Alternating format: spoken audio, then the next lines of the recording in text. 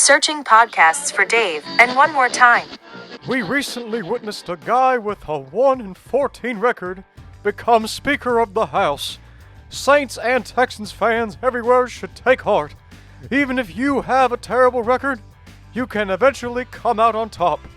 The key is to remember the American way. You bribe people, and those you can't bribe, you threaten. Just like they taught us in those Schoolhouse Rock cartoons. And speaking of old and animated things, this is Dave and Juan. Oh.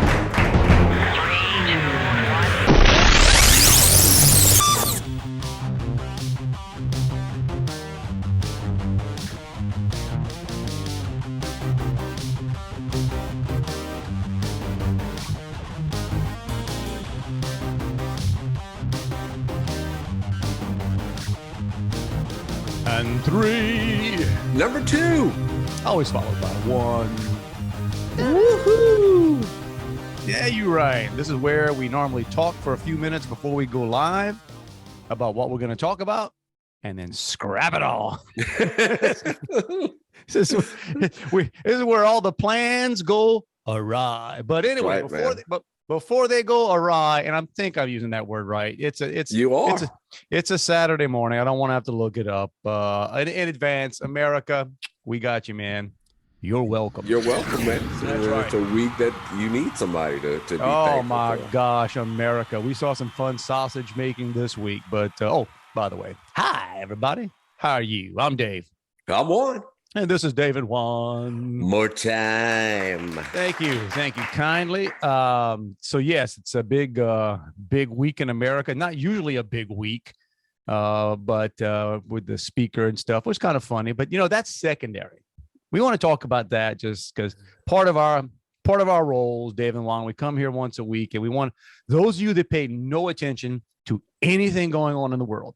We try sometimes, right? Whether it's a tax issue, whether it's world economics, whether it's Waffle House waitresses fending off chairs, we try to do that. But the big news this week is the end of grinding season. That's right, man. Today, today's a Saturday, the first Saturday of the new year, at least in Assumption Parish.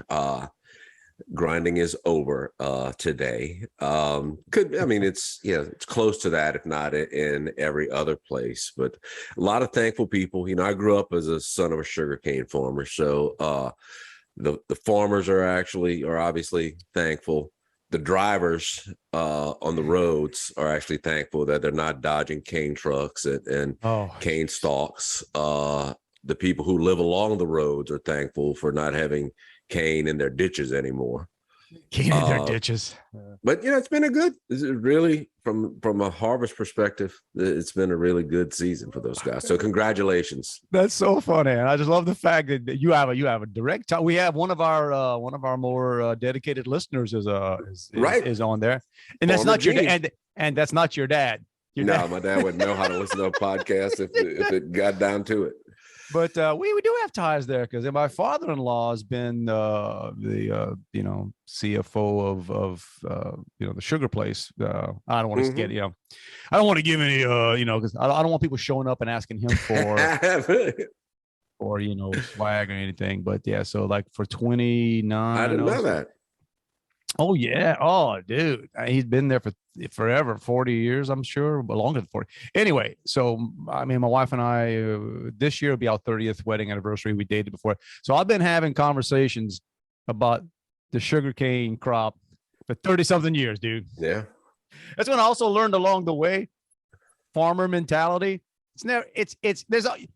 Farmers will never say, bruh, this was great. Boom, booming. I think once, maybe twice in 30 something years, my father-in-law said, "Oh, it was a good year. It was a good year." It's always either, well, the yield was good, but the crop was not, or right. there's a lot of crop, but not a lot of sugar in there. And I know those of you listening in other parts of the world have no idea what we're talking about. Bear with us because, by goodness, I think this year was a good yield, and both good on the sucro and on the tonnage. Sucro and the there you go, man. It's So yeah, this is part of my dad and my normal conversation when I drive to his house. Like during grinding and stuff. It's like, yeah, man, that cane is looking straight. Cane's looking straight.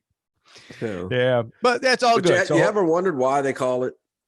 And I don't know the answer to this, but it's harvest season, so we call it grinding season.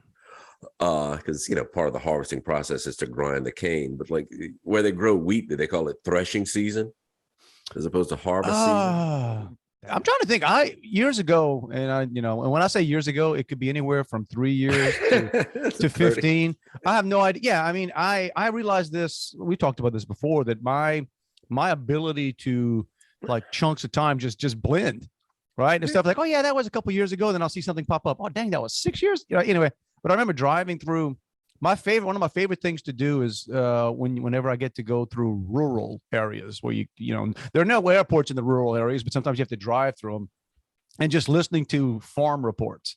And I remember I was listening to a stock report one morning. And when I say stock, it wasn't stocks. It was freaking the price of cattle, the price of, I mean, it was the AM radio station was just talking, man, I love that stuff. That was back in the old days of KLEB giving you the tide reports, when the tides were coming in and out, and, bro, they're catching them on back of Fouchon. And it was great. Just growing up that way. And even after my dad retired, we used to go ride. Yeah, it was a nice evening outing to go ride to the mill, and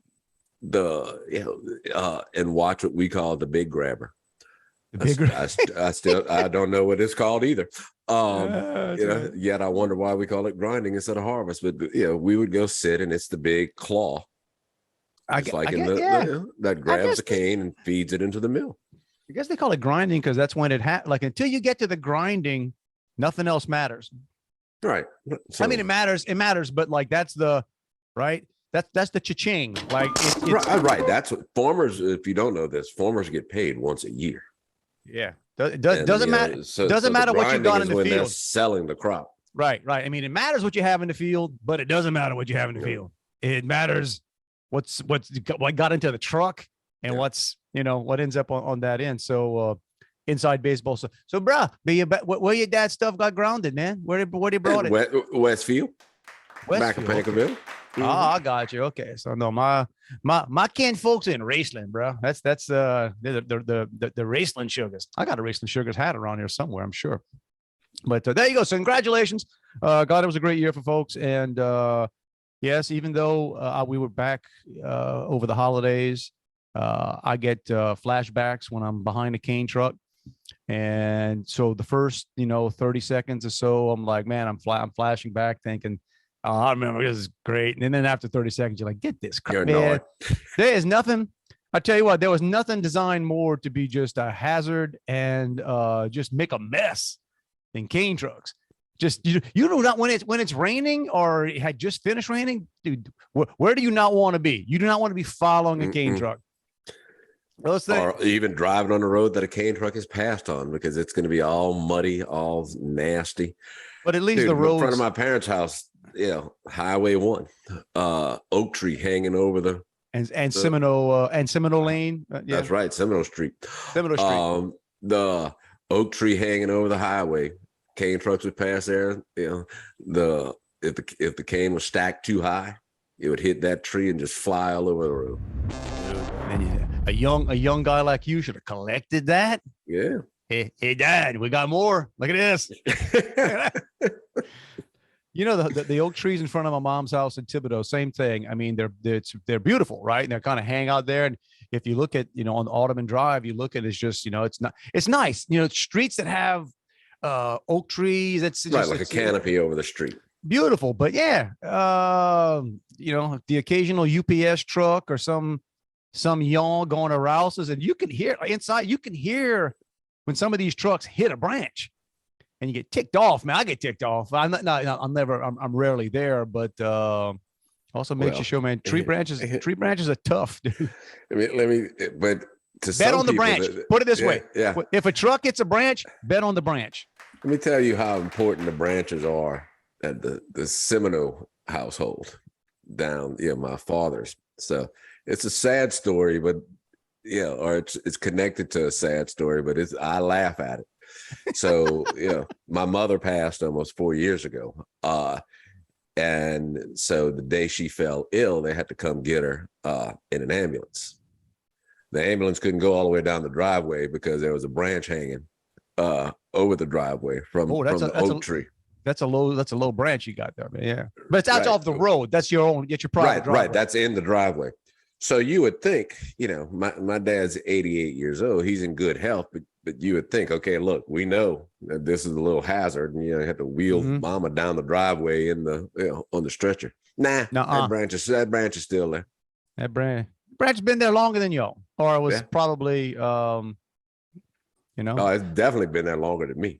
That or just build years old. Yeah. That or just build like a little workaround, a little sidewalk. Get man, Cajuns, bro. I know I'm the same way. Don't be cutting a tree. Drive through the grass, bro. I was at in Thibodeau a couple of weeks ago, and I was out there envisioning. It would look good in that front yard, a circular drive. And I was trying to figure out how you put it. And then I'm halfway through this, it would look nice, right? Probably, you cannot justify the money it would cost to put a circular drive coming off. But then as I'm looking at this, thinking about it, I'm realizing, man, I'm annoyed pressure washing a sidewalk. Like, what? So first of all, it's not like I'm going to put in a circular drive, and but there you go. Glad everybody's okay. Glad everybody had a good season. Glad the trucks, get those trucks cleaned off and put aside for the year, and then we're all. But that leads into probably I don't know if it's the second most important season, but it's an important season. It's king cake season. Oh, bro, if I don't have 10 posts a day asking about king cake on my Facebook feed, I don't have one. You think people was like the first now look, it's one thing if you were new to the area. Right. If you never lived in South Louisiana, you're new to the area and you're like, man, I've heard about these things called king cakes and people seem to talk about them. Where should I get? If your butt was born and raised in South Lafourche or Terrebonne or whatever, and every year you still playing that, where's the best place to get a king cake? You a slow learner, man. I say that. Well, maybe I'm being unfair because I'm assuming the quality of the king cakes are going to be they vary, I guess, but how do you judge? King cake not available all year? Yeah, exactly. Well, that's my thing, because we're getting to the point now maybe back in our youths where there were more small bakeries, right? You had more. Let's face it, what's your choices these days? You got Walmart, you got Rouse's, and who else is selling king cake? And I know somebody's yelling. Somebody's yelling at the screen right now. Oh, you leaving out? You got the Manny Randazzo's and Haydell's Bakery in New Orleans and stuff. That's in New Orleans, bro. Probably some of the grocery stores carry theirs. I got you. In New Orleans. Look, I don't know what ain't that hard to make. It's like just a big cinnamon roll. You ever made one? I no. It's not a big. I don't like cinnamon rolls. You remember though? Last year, I never made one either. I won the king cake contest at work because I through my daughter made the winning entry. Okay. Yeah, my daughter made it. I didn't make it. Really? Yes, it was a king cake calzone. A king cake calzone. I don't know if you told that story. Yeah, I think so. Last year during Mardi Gras. Right, I'll send a picture. We'll go back. King cake calzone, and so, but it's just a big calzone in a circle. Were you supposed to be the person who actually made the king cake? I didn't read the rules that closely. Okay, so it wasn't really enforced. You didn't show up and they say, okay, Juan, describe to us the process by which you created this confectionery delight. This is and I was supposed to get a plaque, but maybe they found out because I still don't have the plaque. You work at the same place? Yeah. I get your dang plaque, dude. If somebody owed me a best king cake plaque, I'm gonna win it again this year. So you need to hang that right behind your head, right next to that modern art you got behind you, man. The Juan Semino king cake plaque ought to be back there. Wear that thing with pride, man. This just reminded me of this, and I'm I'm calling it out because God bless my Aunt Marion. She's a piece of work. She's a funny person. She's got her own way of doing things. So back in the day, we had, and I guess it was 4-H that did the sugar and sweets. I think it was what was the name of that cook-off? There was a something in sweets, and it wasn't sugar and sweets. Maybe it can't be sugar and sweets. Yeah, I know. I just said, well, that's why as soon as I said that can't be right. And they wouldn't have called it savory and sweet back in the day. No, because nobody knew what savory. Nobody knew what savory was. That's a word they invented later in life. Yeah, I don't believe savory existed. So what was it anyway? Oh, seafood, the sugar and seafood. So yeah, go figure, right? So and people would enter various dishes, and it could be, So it could be sugar or seafood, not or yeah. Okay, You're not and it was getting like a glazed piece of catfish or anything. It's funny, and it shows you a cultural thing, right? That was a big deal where we grew up. I don't know if there are other parts of the country where you'd have kids supposedly entering, and these are my cookies, these are my whatever, and then people judged. Of course, the people judging the contest was not like you brought in, like John False wasn't showing up to it was, you busy? Yeah. And I guess you got points. They almost required you. It's so funny, the stuff they can never do now. I guess you were either required to have an entry or you got extra points for an entry. But I know flat out on at least one occasion, and I'm thinking more than one occasion, my Aunt Marion went to Walmart and bought whatever it was, took it out whatever it came out of, put it on the plate, entered it. They won. I remember one year they won the best, whatever, and it came from Walmart. Now, I think the statute of limitations is over. I don't think they're going to come back, and I don't know which cousin it was. It could have been Scott, Brian, or Michael. Might have been Brent. I don't know what stage of the process it was. I don't think they're going to come back and take that ribbon away from them. It's not flat out, y'all. Reggie Bush's Heisman or anything. So you think the fact that the CIA has basically announced that, yeah, they were sort of involved in the Kennedy assassination, that you think that was big news, right? That basically our government is now admitting, yeah, we were kind of involved in the assassination of a president. That's a big news, but not as big as, if you're on the bayou, as big as the winner of the seafood and sweet. Whatever, sugar. I think it was sugar and seafood. I don't know. But there you go. The 4-H, man. 4-H was the deal. Yeah, man, it was. We're talking politics before, and I sort of was thinking about it. So, and we'll joke in a little, I guess, about. So apparently, 1 in 14 is a good enough record to make you cheer up, Saints fans. Yeah. Cheer up, Saints fans. 1 in 14 can get you the speakership. I don't have a lot of self-confidence in, to put myself on public display like that. But is there a reason? I mean, my gosh, I'd have quit after 1, let alone going 13. Okay. So a couple of things there. And I can preface this by saying we kind of joke about political conversations, but here's my deal. What I'll sincerely tell everybody out there. I hate them all. I don't like both sides. Okay. So I lean more one way than the other as far as my beliefs. But at the end of the day, when I'm actually watching TV and I'm seeing who's representing both sides, I hate them all. If you see votes, and granted, or even desired votes or votes to be desired to go by party line, where 100% of this party votes one way and 100% of that party votes another way, they don't give a rat's behind about you. Because no way all of their people they represent are all exactly the same. Or the histrionics we're seeing about why this can't happen and this can't happen and this is the hill to die on and blah blah blah blah blah. And a day later they're saying, what? Huh? I also like, fights are about to break out in the in the chamber. Yeah, go, let's see it. Then I'd actually have some respect. Let me see now, please. That's a guy jumping behind somebody and telling another guy, "You lucky he's holding me back." Yeah, no. Here's what happens, man. So this is why it goes like 1 in 14, and still, God wasn't pulling out because this is the Dave theory. He's a hostage more than he ain't got that kind of fight in him, but he's owned. He's owned by the people that actually do run things, and they ain't letting you. Look, man, you get to that spot, you're there for a reason. And I compared it to a friend that was texting me yesterday. I said, that guy is sort of like in the Mad Max movie. The guy that's tied to the front of the truck. He ain't doing nothing. He ain't doing nothing. That guy's just a hostage, man. He ain't going nowhere. They just not. I mean, no, seriously. Hoping to survive. And then they cut all these side deals.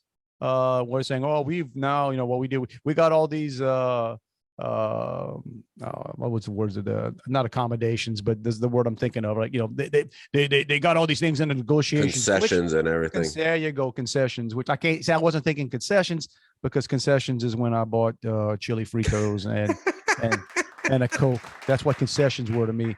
But no, it's all show. It's all. I watched a bit of it, and I enjoyed it. Actually, I enjoyed watching a week of these people be miserable. I mean, literally, I have got a part of my heart that just starts to flutter when I see a politician on TV complaining about we got to get to work for the American people. You lying pile of goo. Yeah, you ain't, man. What was cool too was none of them were getting paid this week. Now, granted, they gonna get back pay. Oh, please. Yeah. And everybody talks about that. And I tell people, man, what they making, the salary we're paying these people is not what they're living on. No, you don't get to be a multimillionaire off of really $200,000 a year. Really, not having to maintain 2 residents. Oh yeah, so there you go. So that's so. Congratulations, America. We have 1 in 14. I just hope they just start calling them 1 in 14. We got 1 in 14. The speaker, but you know what? But the fact that this is the first time this happens in about 100 years, tells you how, y'all, it's not. This ain't Schoolhouse Rock anymore, right? We all grew up. How was it never contested? We grew up watching Schoolhouse Rock because all the deals are cut before they get in there, and right, this one's paid off. This one's paid off. You get to be on this graph committee. You get to be on this.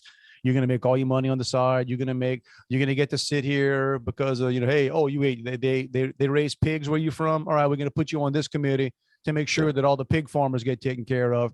And at the end of the day, the big one is, just budgets, right? Wait, we're spending way more money than we got. No problem. I think one of the biggest, and I don't want to go down that road to get too political, but one of the biggest disappointments. I think we're there. Was one of your guys, one of your Texas guys, Crenshaw. Oh, dude. His office is probably it's close. Right? I could ride a bike and probably get to his. Man, look. As a guy who campaigned one way. There's a nickname for him that I'm not going to say because it's funny. I'll tell you off air what my favorite nickname for him. And look, now will they get this fixed eventually? I don't know. I was kind of hopeful this time around that I would have been as excited if it was happening. If the Democrats are happy to Republicans. I'm just like, blow it up. I also like all the freaking pundits on Facebook and stuff that want to pretend about, oh, this is so embarrassing. What? Have you been paying attention to the past? I don't know. Yeah. We're way below embarrassment at this point. You think that's embarrassment? I can give you a long list of stuff to be embarrassed about what's happening up there, but there you go. And that's the thing too, about once they get in, all they do is think about getting reelected, and the folks that you actually would want probably, representing you or working in government, they've got lives and jobs. Okay. And when it comes time to run for something, right? Or if you're going to throw your hat in the ring, get out of here, man. So, hey, I got to ramp up this person. That's all these politicians do is right. It's like jumping into a race where, they got a crazy head start. And then, Day one of their election, after the swearing in that's when their reelection campaign starts. Oh yeah. And there's a reason why it's so many places around here. I mean, I know it, like right here, I live in Houston. The real election happens before the general, so to speak, right? It happens you just know that's going to be a Democrat spot, or that's going to be a Republican spot. So all the fights happen before, right? So whoever's going to get that nomination, and that's all controlled by the people that are paying the money, right? That's all controlled by, typically. So there you go. So like I said, it's not Schoolhouse Rock anymore. They need to redo Schoolhouse Rock, They really do. Right. It would be awesome to just have somebody, just come on out and all right, we're gonna do the revised 2022 edition of Schoolhouse Rock, brought to you by Raytheon and Pfizer. Probably should take that out. I don't know if Facebook may throttle us because you're gonna do. So there you go. So hey, congratulations, Speaker McCarthy. Good luck with what you got. But yeah, I went to bed. I was watching a little bit of it last night. And when I realized, and they're trying to make it all, that's the other thing too. You like all the political nerds on TV, trying to make it sound like, they were supposed to adjourn until Monday, and then, they're coming back and they're doing this. And then I realized sneaking in. And then when they said, wait, they got to count the votes again. How many are there? 400 something? I'm going to bed. I'm going to bed. Yeah, I checked. I woke up about 3:30 this morning. I was having trouble going back to sleep, so I checked. I actually thought about texting you to see if you were awake and if there was with good podcasts you would recommend for me to keep me awake like that. No, none really. But so it'll be fun. So we're gonna next week we'll all be talking about how they saved the Republic, and we should be so grateful for everything. Yeah, next week let us know how your life has changed. Your life was changed more by grinding being over actually than what they just no more cane in your ditch. They just fighting over which side gets to screw you going forward is basically what what happens here. That seems like a very pessimistic way to look at things. But you know what? There you go. And that's where we have to like pull on the Cajun way and enjoy yourself. Look, man, if you're on the Titanic, enjoy the music going down. Right, I'm saying. Just, get a nice swim. If you're the person on the Titanic and like all the lifeboats are going, see you, honey. Glad the bar is open. There you go. For the next hour, the bar is open. The band's playing. It's about to get rough, so enjoy it. Enjoy where you are right now, yo. But for those watching online on YouTube, you're in a patriotic setting because for some reason that flag behind you is blowing. You notice that? Because I just hang on a sec. So I'm gonna show you the. So I got. So we are here in the Dave and Juan's Sugarland Studios, and I got a control here for a fan. So yeah, I'm a high tech. Let me see. I'm gonna turn it here. There you go.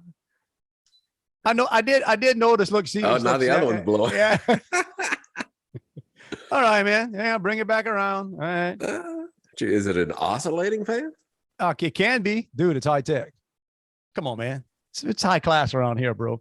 I want to say my the same son that got me the pressure washer. The pressure washer got me that fan a while back. So it's a big tower fan over there in the corner. Hang on, let me see if I can shut it off here in a sec. I don't know. Although the fan, I saw the flag moving behind me, and I was like, that's a good patriotic. Yeah, I thought I almost stood up and saluted. It's a 48-star flag. You didn't know that? No, I did. Oh, you did? All right, yeah. I blow people's minds all the time. I get on stuff. You didn't count. No, you didn't count it, man. No, we're talking before about 4-H, right? And when it kind of ties into politics. I remember the first thing. No, actually, it might have been the second thing I ever ran for, because the first thing I ever ran for was captain of the altar boy captain back in the day. And I came in second, and I think I got screwed. Now, my best friend at the time, Raleigh, ended up getting it. The fact he ran against me was that's kind of cold-hearted. Yeah, some kind of best friend. Well, he's the one that asked me. I didn't even know I didn't even know how to become an altar boy. After we made our communion, he told me, "Hey, now we make communion, we could be an altar boy." I never once thought about being an altar boy, but I'm like, that's a pretty good gig. You don't have to sit in the pews. You can get up there and.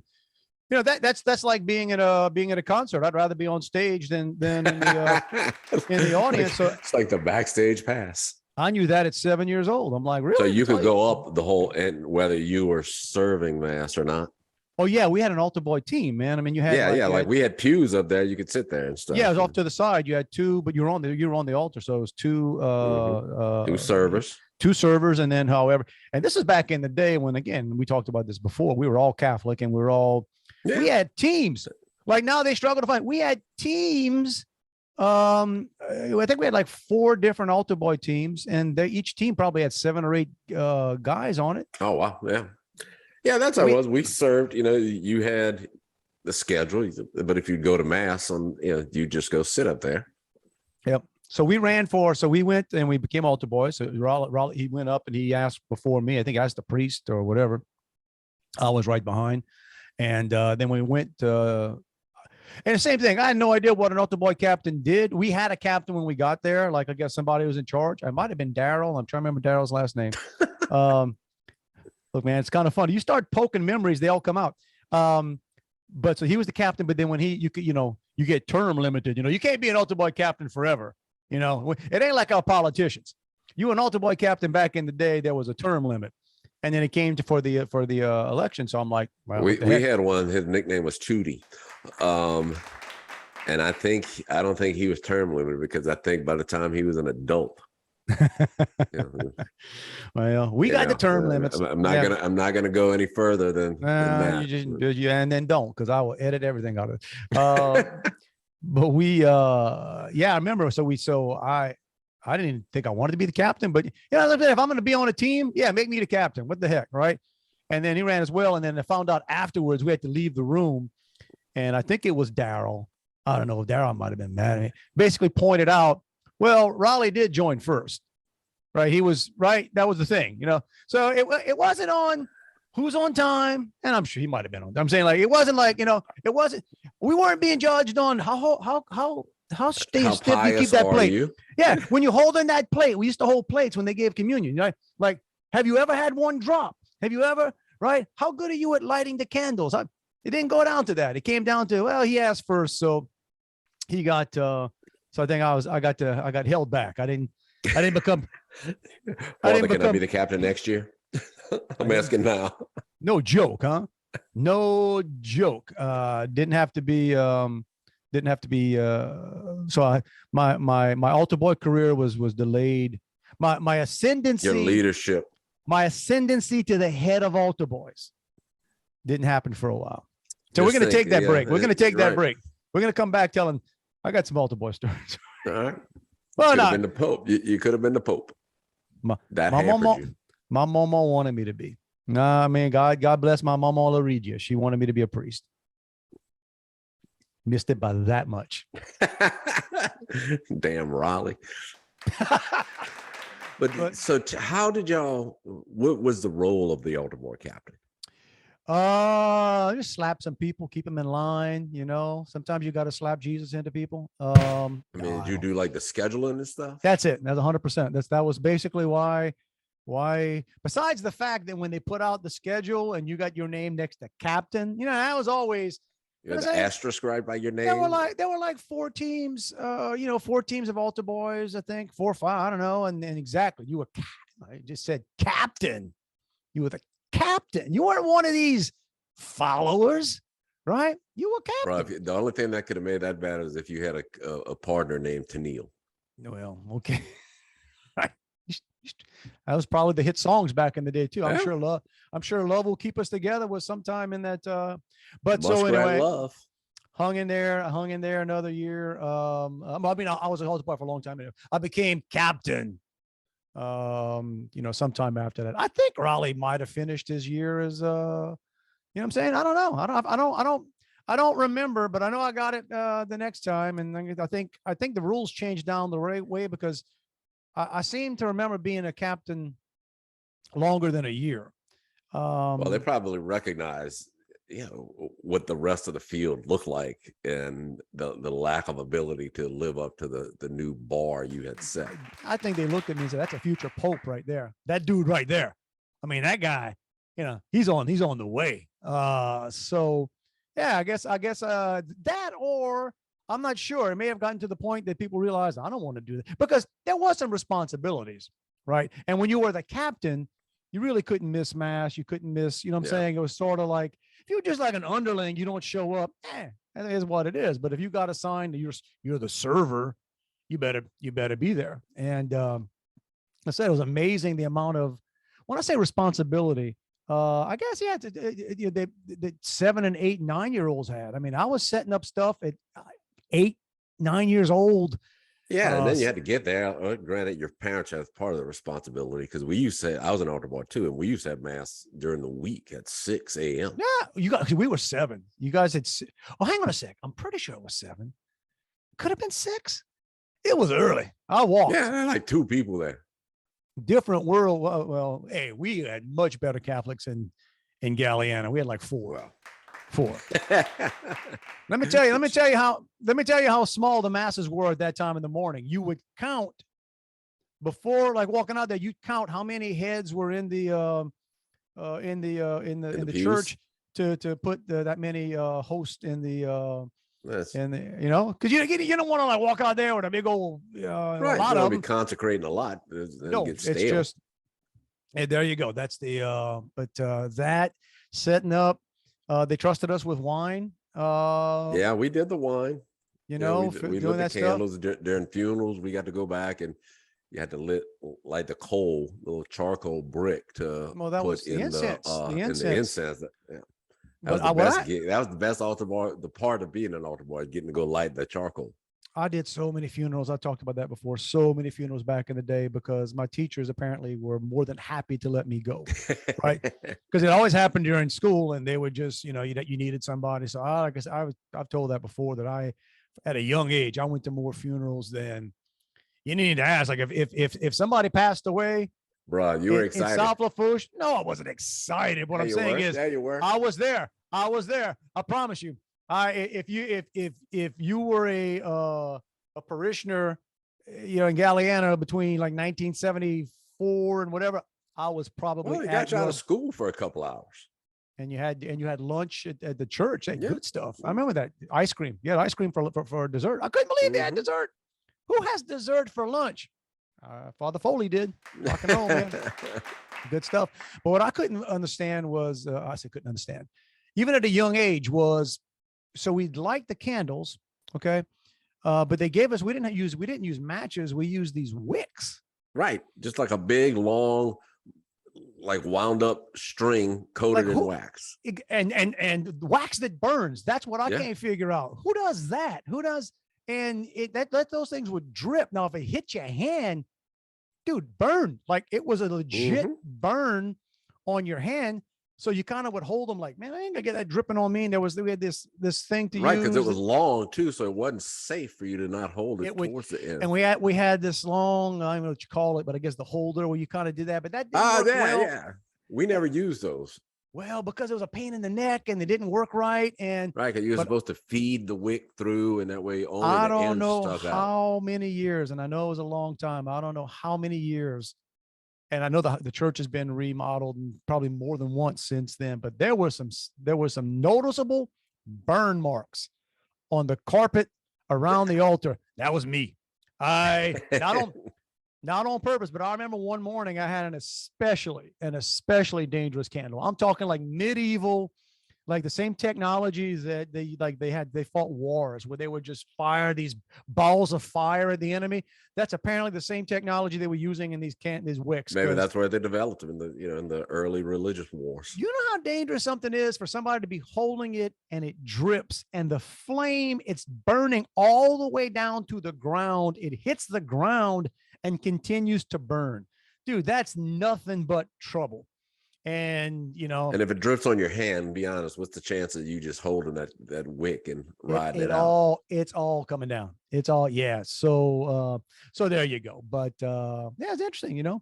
It made us better people. That as we walked around in our gowns. That's right. We had the long ones. The ours looked like the priest. It was black and it had like the little. Did you really? In the collar, but you didn't wear the white thing. No, we had robes, man. We had the white robes and the hoods in the back. We had the ropes to tie around, but I don't remember. I don't think we owned them. I think no, we had ours because we had like a little. I remember you had to take it home sometime to wash it, like when you got wax on it. But you had your little hanging slot in the back of church. I'm gonna have to check with my mom to see if we ever had to do that. Or because you kept one of them. You could tell who had the growing spurt by either how much their pants were showing or how much of the hem seam was visible. Yeah, I guess thinking back, we must have had some kind of system for that you wore your own robe, or I don't know. I got my memory is good for some things, but I can vividly remember with the back of the old. I can remember where the benches were. I can remember all that. I don't remember how we did that. And we had the special gowns we pulled out for, for special events or for company, I guess. Right. And those were they were red, I think. And then we had the white, there's something else that came over. It was sort of, like I said, you look like a red velvet cupcake with white frosting. We had like a little white smock thing on it, and it snapped all the way, like probably about every 4 inches. It had a snap. So when mass was over and you'd walk in the back of church, all the altar boys had to kneel down, and the priest would throw out a blessing, Father Miley, and he'd say, "Thank you." And then everybody would stand up, and you'd hear just pulling those snaps up. Oh, you guys had an official after? Yes. Oh man, I just thought they didn't pull that. We didn't have when we were done. We were done.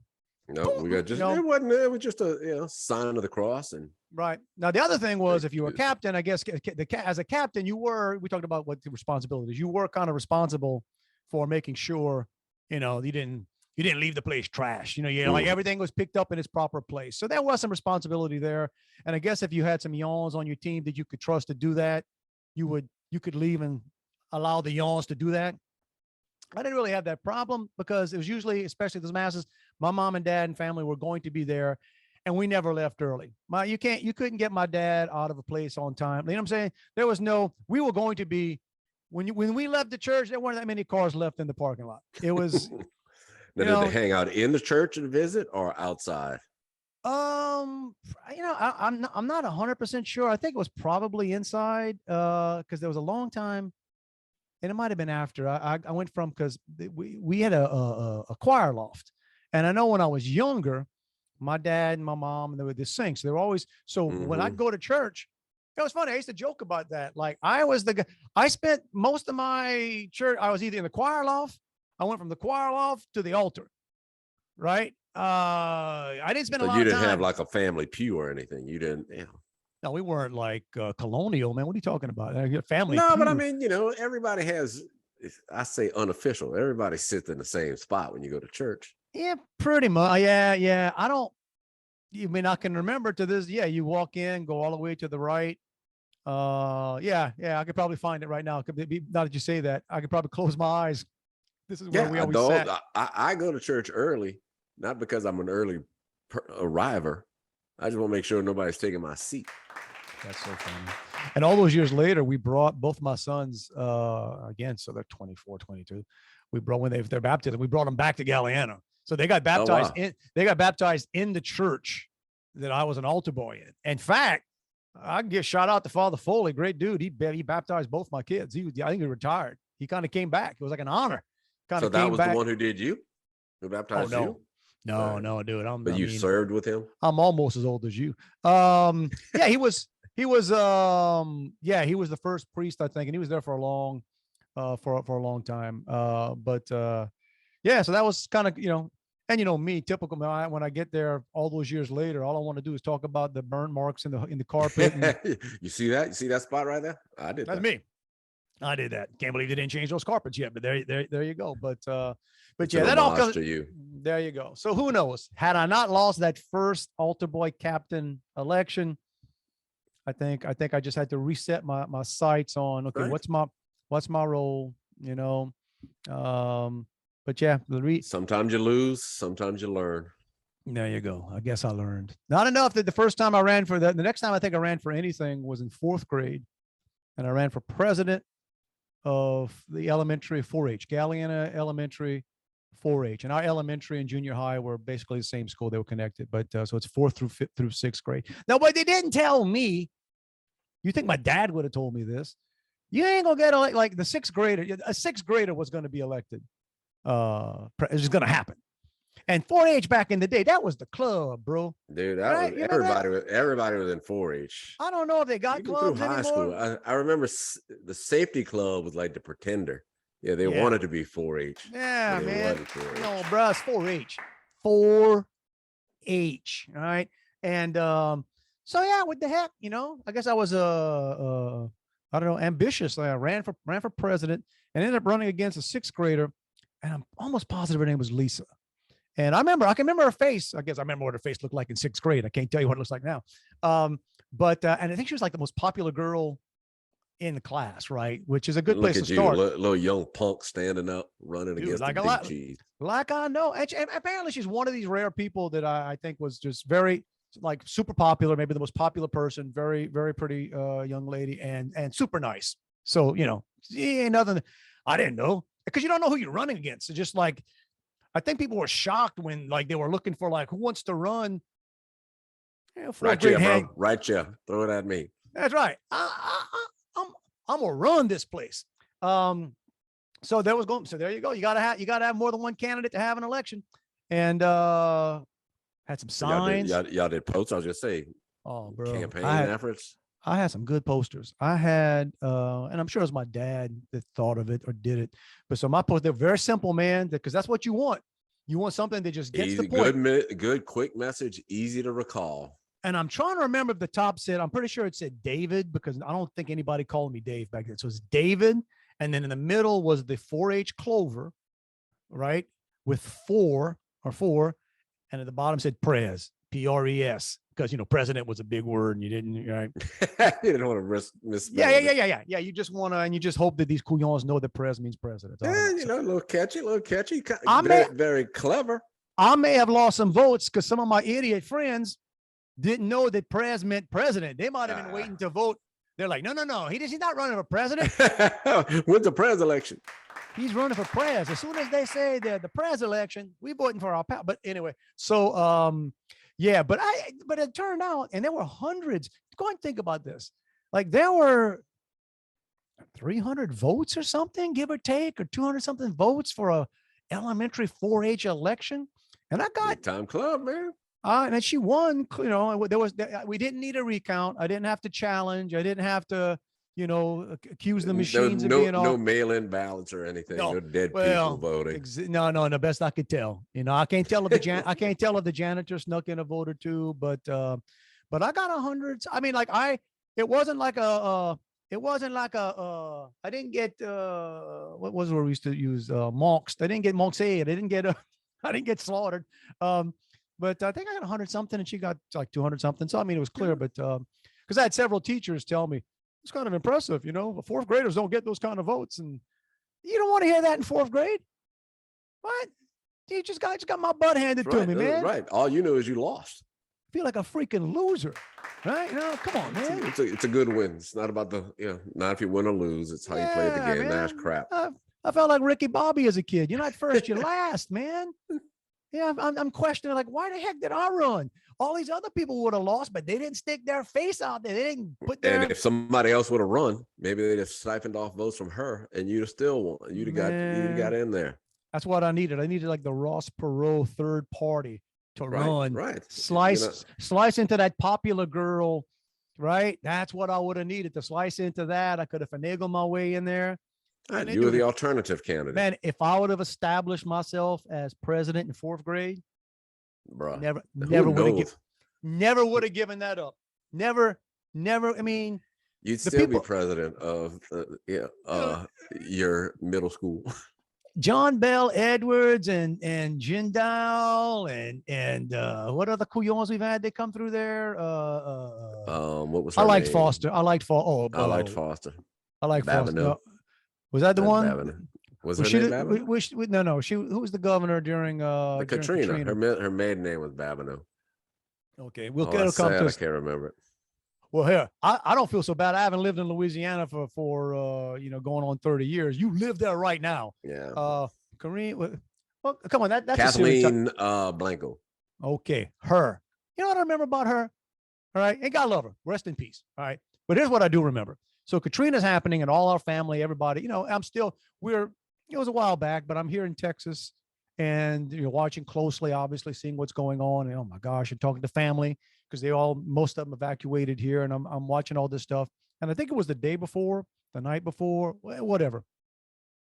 And she's standing there and basically saying, all we can do now is pray. Yeah. Now look, let me say something. I'm all for that. 100%. I'm like, look, absolutely. Man, everybody better be praying. But that's not all you can do. Right. Once you pray for wisdom, it's something else to do. Hey, I just want to give a news flash. You the governor. Like I can sit here in Sugar Land, Texas. That's all I can do is pray. That's all I can do. I can pray. And I can call some people. You actually have the ability to put National Guard moving. And well, apparently all she did was pray. Apparently so. But there you go. All of them are lucky. Because, dude, had I won that 4th grade election, 4-H, I'd have been like just a power hungry. You know what I'm saying? I bet you I could have got to a governor and we'd have changed the laws. I'd still be governor. You might be the Speaker of the House right now. No. That's well, maybe. No, me and you be doing this from the governor's mansion right now. That'd be cool. You'd be like, hey, work that up, man. You'd be saying like, Dave, it's just really good that you can carve some time out every week to do a podcast here in your 25th year as governor of the great state of Louisiana.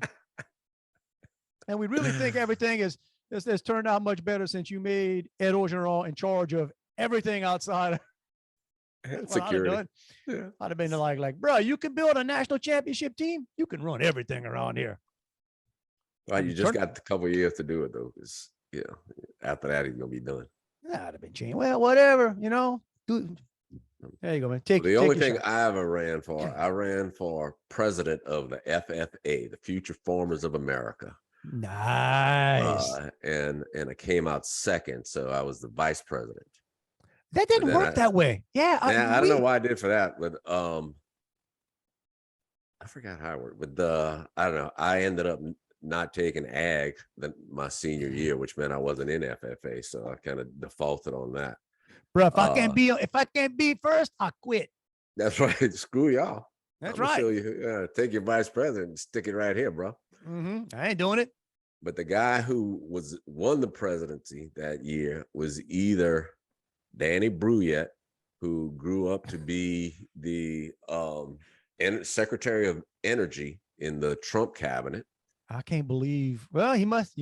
Trump loves some winners. That's right. That's why he must have been. He must have. You think that came up in conversation?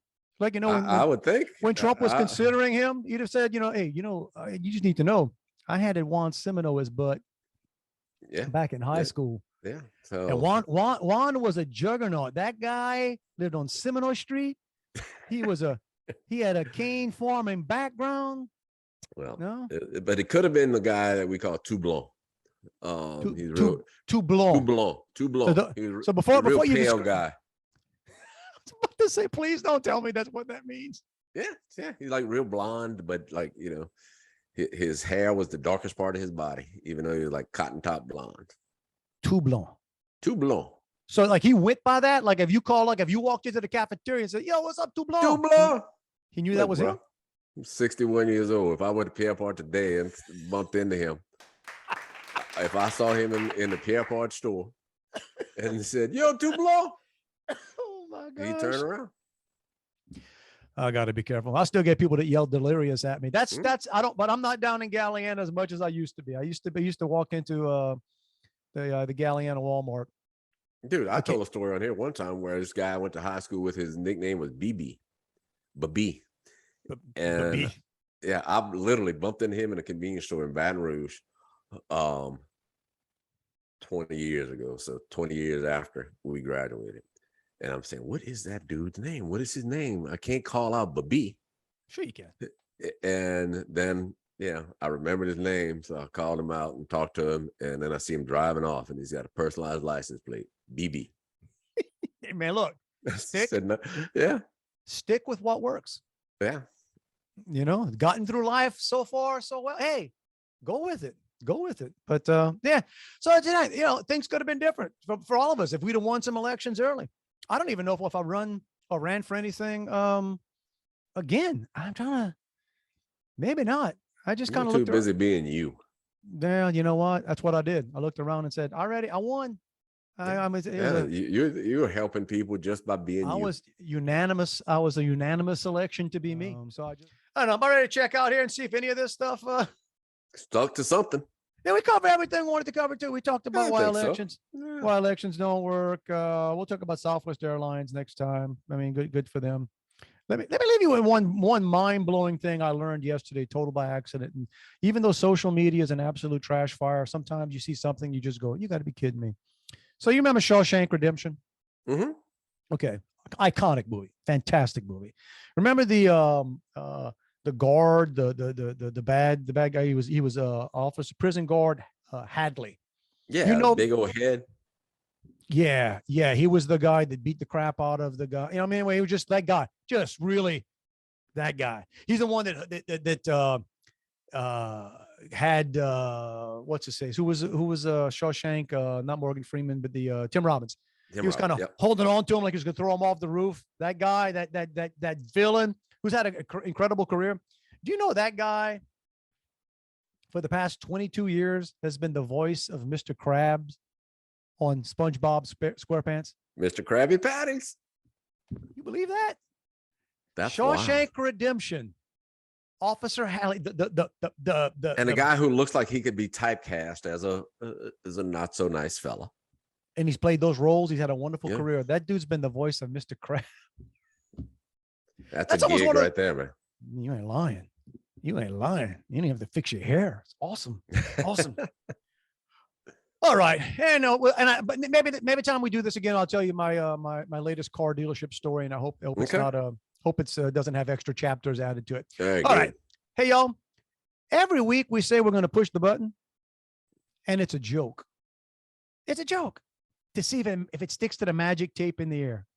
This time we're kind of serious. We're going to see what's happening. But we're going to try to get on out of here.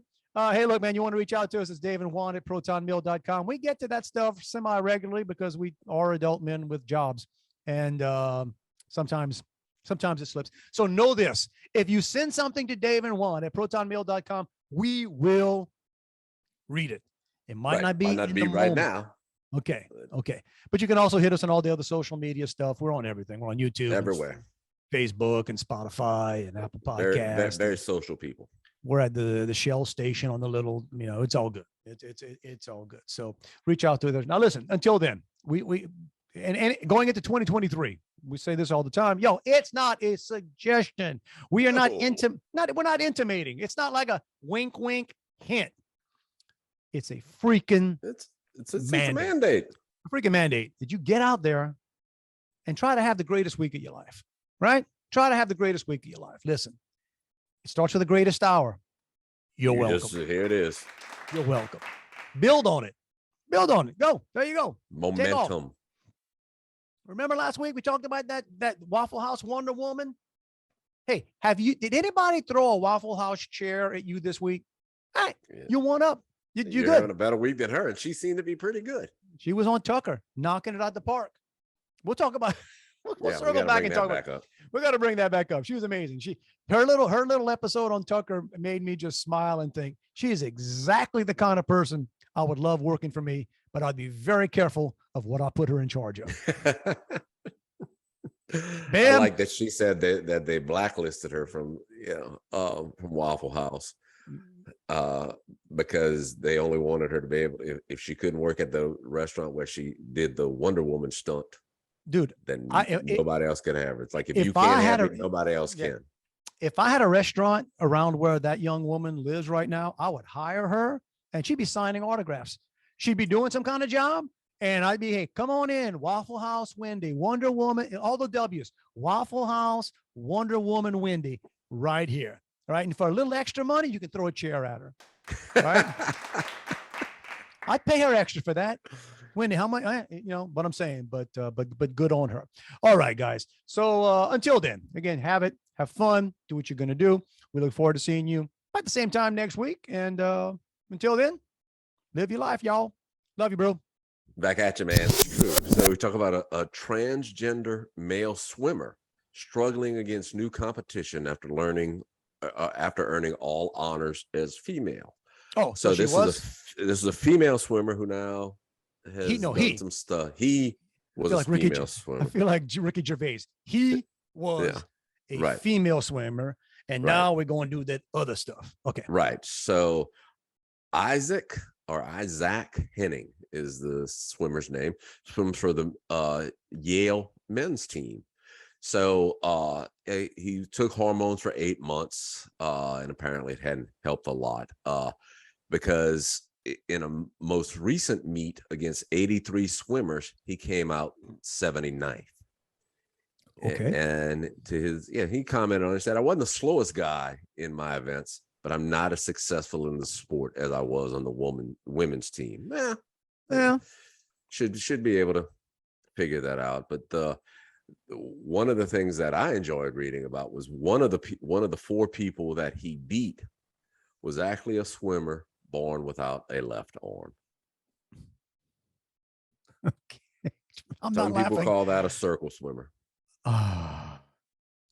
Seems like you get caught in the ropes a lot. I mean, yeah. So I think I'd quit at that point. And well, I shout out to the one-arm swimmer though. That's awesome. yeah, you know what I'm saying? But then you got to talk feel about a disadvantage. you got to feel kind of bad for that guy too. It's like, Yeah, you'll bring lost to the woman. you'll bring well, no, don't no. Mm. You lost to who used to be a woman, Right. who's now is. I'm confused. Yeah, I am too. It's so hard to explain.